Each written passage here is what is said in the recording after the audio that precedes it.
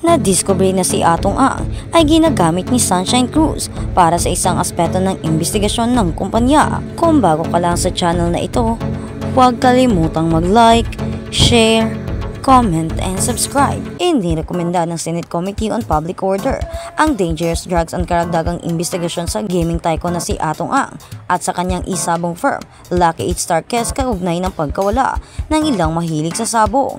Ito ay napakapaloob sa committee report ng panel na na-upload sa website ng Senado.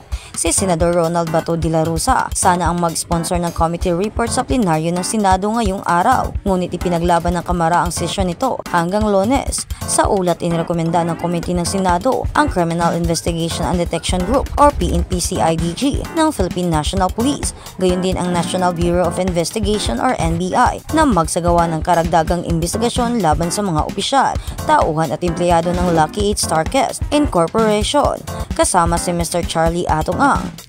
Matapos ang kanyang pangalan ay paulit-ulit na binanggit ng mga saksi sa pagdinig at operator ng mga arena sa Maynila, Laguna at Batangas, kung saan ang huling nakita ang mga nawawalang tao. Sa nakaraang pagdinig ng Senado, iginiit ni Ang na ang iba pang mga lisensyado ng isabong, kabilang isang retiradong hipi ng pambansang pulisya at mga dati at nanunungkulang kongresta ay nagsasabuatan laban sa kanyang paghawak sa pinakamalaking online sabong operation sa bansa.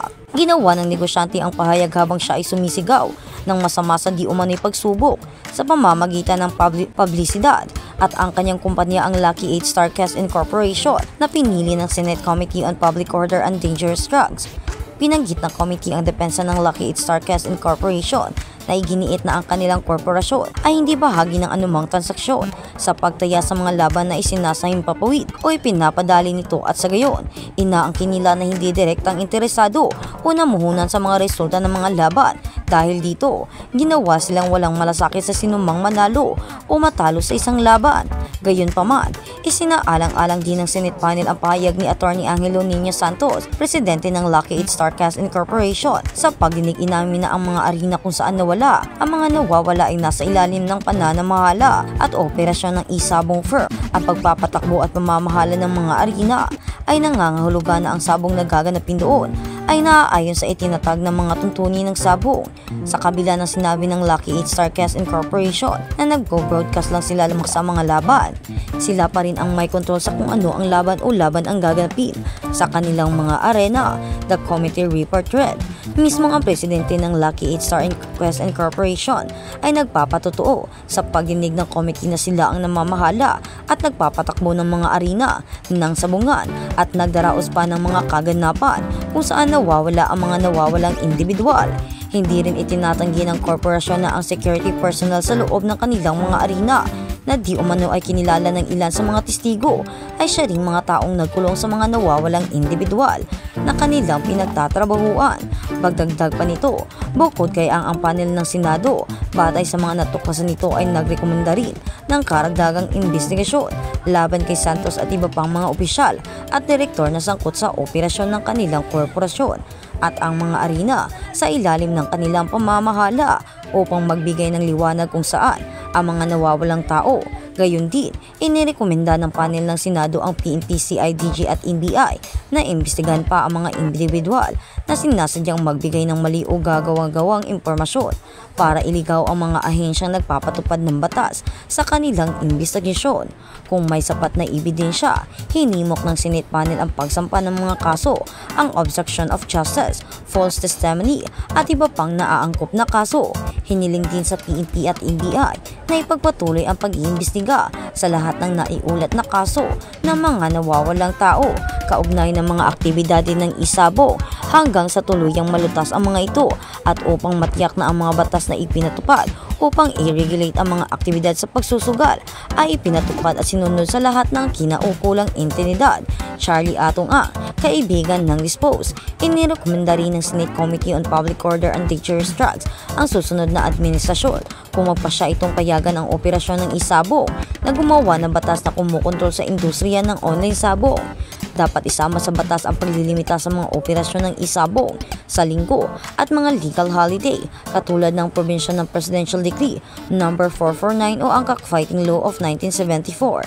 Sinabi rin ng Senate panel na dapat isama sa regulasyon ang clear delineations of powers and functions ng mga ehensya ng gobyerno na sangkot sa sabong, mahigpit na pinagtutupad na pagpatong ng buwis sa isabong operators at mga ahente nito at pag-install ng CCTV cameras hindi lamang sa bidding station kundi bilang gayon din sa mga lugar kung saan isinasagawa ang aksyal na sabo. At sa kabilang banda, tiniyak ni Atong Ang na ang relasyon niya sa tatlong babae mula sa pamilya Barrito ay hindi nakaka-apekto kay Sunshine Cruz. Muling pinabulaanan ng kontrobersyal na negosyanteng si Atong Ang. 61 ang di umano'y relasyon niya sa tatlong miyembro ng Barrito family, sina Gretchen 50, Claudine 40 at Nicole 26. Atong Ang nilinaw ang kaugnayan kina Nicole, Gretchen at Claudine Barrito. Si Nicole mismo ang nagsiwalat noong Sabado, October 19 na nagkaroon daw sila ng relasyon ni Atong, ngunit inagaw raw ito sa kanya ni Gretchen. Mariin naman itong pinabulaanan ni Gretchen. Ang sinabi niya, si Nicole daw ang nangagaw kay Atong Ang mula kay Claudine. Sa panayam ng GMA News kahapon October 21, hindi tuwirang inamin ni Atong ang mga ugnayan niya sa tatlong kontrobersyal na Barrito. Pahayag ni Atong, masasabi mo lang nag-girlfriend kapag nakapatong ka na dyan. Bakit ko naman aaminin na ganun? Wala namang ganun. May nakakita ba? Wala namang ganun, di ba? Diretsan niyang itinanggi ang nasasabing akusasyon, lalo na't masaya raw siya sa kanyang sariling pamilya. Saad ng businessman, well, ayokong magsalita sa ganyan.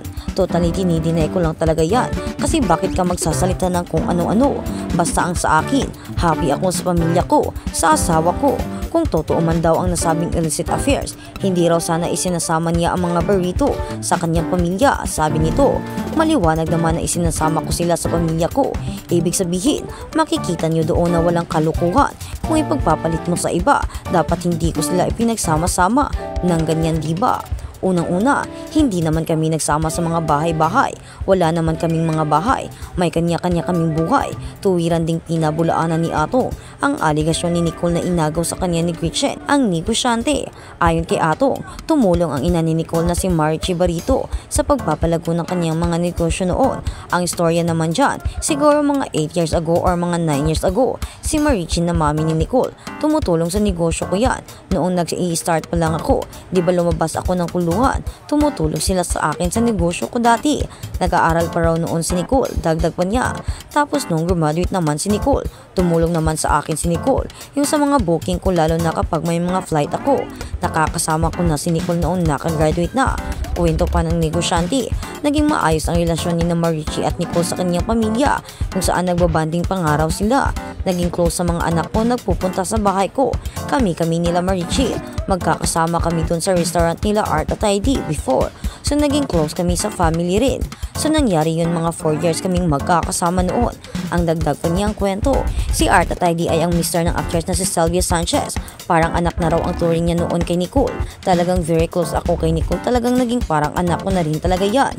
Saad pa ni Atong, simula noon, hindi na sila nagkikita pa. Saad ni Atong, nagkaroon ng misunderstanding noon at saka may asawa na siya at saka anak ngayon. Dapat hindi na siya nagsasalita ng ganyan. Nananahimik na, diba? Hindi ko alam kung saan pinanggalingan niyang gulo na yan. Nagtataka na nga ako. Nakilala naman daw ng negosyante si Claudine sa pamamagitan din ni Marichi na inilapit sa kanya ang aktres noong nagkaroon ito ng problema kay Martin Castro.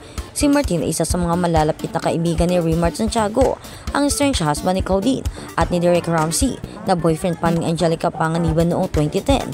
Dating magkaibigan sina Claudine at Angelica pero nagkasira ang dalawa dahil sa isang malisyosong chismis. Pinaratangan ni Claudine si Angelica na siya di umano ang nagkakalat ng balitang may illicit affair sila ni Martin. Dagdag pa ni Atong, si Claudine dinala sa akin ni Marichi dahil meron silang away ni Martin Castro before. Yung wife niya nagkakagulo magdidimandahan. Nagkataon na si Martin kasi anak ng kumpare ko si paring Ronnie Castro, yung mayor ng Balagtas. Ayon pa kay Atong, dinala ni Marichi si Claudine sa kanya sa isang kasino upang pag-usapan paano nalulutas ang gusot nito kay Martin. Lahat niya, dinala sa akin si Claudine. Ilang araw ko rin inayos yun. So ibig sabihin yung tungkol kay Claudine, nakakita kami ng mga tao, nag-i-interpret lang sila or nagko-conclude sila na may relasyon kami. Hindi na raw sila nakita ni Claudine mula noon. Never. Nakakasama ko lang siya noong tinulungan ko sila ni Martin. Yun lang. That was 6 years ago. Nachismis ako, pinagdikit-dikit nila ngayon. Saad pa ni Atong. Muli namang iniulit ni Atong ang pure business lamang ang relasyon nila kay Gretchen. na long-time partner ng isa pa niyang kasosyo sa negosyo na si Tony Boy Cuangco. Sa pahayag ni Atong, noong linggo ng gabi October 20, sinabi niyang business partners lamang sila ni Gretchen. Dagdag pang paliwanag ng negosyante, ngayon noong pumasok ako sa casino, yung family ko, tsaka sila Tony Boy Cuangco sila Gretchen, nagkaroon kami ng mga joint ventures, magkakasosyo kami. Nakisosyo raw si Gretchen sa kanyang negosyo sa Okada. Malapit din daw si Gretchen sa kanyang pamilya at sa kanyang asawang si Irish Ang. Sabi ni Ato, sa Okada sila sa Okada, may junket ako doon. Yung grupo na yan, meron akong mga junket dyan. Nag-i-invest din sila sa Gretchen negosyo namin. So pati sa Sabong nag-i-invest din si Gretchen. Magkakasama kami. So naging close kami ni Gretchen sa family ko. Naging close siya sa asawa ko sa lahat. Sabi pa ni Ato, kung makikita man sila ng mga tao na magkakasama sa mga sabungan o kasino, wala raw itong ibig sabihin. Kung nakikita man kami ng mga ibang tao na magkakasama maski sa sabungan o kasino, yun ang ine-interpret nila. Konklusyon lang nila yun. Kiniklear ko lang na kung ano man yung iniisip nila, sarili na lang iniisip nila yun.